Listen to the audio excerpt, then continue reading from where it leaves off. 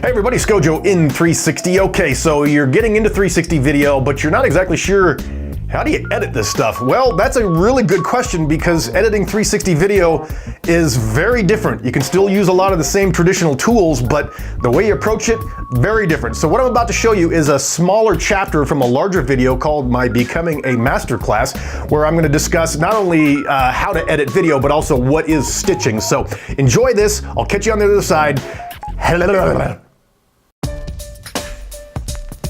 Now, because you've got two different lenses, you're getting two different pieces of data sent to your card. So that means that you have to be able to reconcile, or what they call stitch, the video into one video. Good news is that within the apps for most of these cameras and a lot of the desktop software will automatically stitch things for you, but you gotta learn a little bit about how to do it just in case, because you're basically just taking two separate images and making them look like one. Now, the workflow for 360 is fairly different when you get into the desktop mode. The good news is if you just want to do social stuff, the apps on most of these cameras are halfway decent, and most of them come with little buttons where you can just say share to Facebook or share to YouTube, that kind of stuff. So from a consumer level, the workflow doesn't change much. When you're starting to get into a level where you want a little bit more control and you're going onto your desktop, that's when things get a little bit more complicated.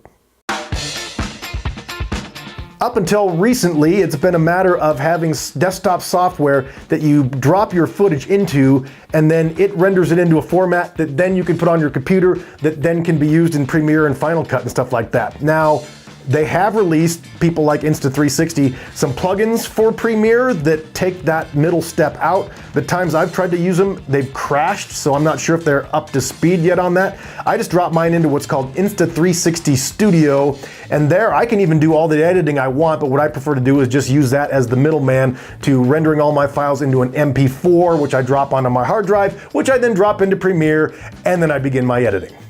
Now, 360 video is something you're going to edit very differently than an overcaptured video. The immersive stuff is a little bit more difficult because you just drop it in and you can only control where the shot starts. After that, your viewer may be looking around and you're rendering the full 360 of the content. So you need to be scrolling through your screen to see where things are, yada, yada, yada. It's a completely different way of editing video, but it's a very exciting way of editing video. If you go with the overcapture, or what they call reframing, the good news is there are plugins out there. One of them, one of the best ones, is made by GoPro, and you just go in, drag that plugin, drop it into your footage, resize it to fit your frame, and then you've got 360 degrees worth of video to edit in. So if you like editing video like I do, this is your dream come true. So you've got your video done, now you've got to get it rendered, and again, we're going down two different paths. The good news is with the immersive video, once you drag it into your timeline, most softwares will recognize that's what it is, so when you try to render it, it already knows that. So you can render it as that. Facebook, YouTube will recognize the data and will post it as a fully immersive 360-degree video. If you're going with the reframe or overcapture, you've got a few options. You might want to look at using one of the higher end 1080 or HD formats, but those are all available on Final Cut Pro and on Premiere. So stick it around 1080, because if you get a bit higher than that, while the image quality may improve, a lot of people's internet doesn't quite handle it. So right now, at least for now, I'm recommending you render in 1080. Within Premiere itself, you can now use Premiere to post your content for you to Twitter, to Vimeo, and what I use is for YouTube. So it will render the video, and then assuming you put your password in, it will access YouTube for you and post that video, both immersive and overcaptured. So realistically, the rendering part of 360 video, while it may take a little bit longer, is actually not so bad. It's fairly easy and fairly intuitive.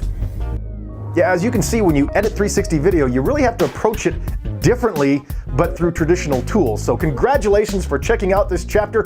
If you want to see the larger video, just go into my channel and you can see the link to the larger video called Becoming a Masterclass. Thank you so much. Oh, and if you haven't, please hit that subscribe button, and if you hit the bell on the side, yeah, you'll get a notification every time I make new content. I love all y'all, and I am Scojo in 360. I will see you around.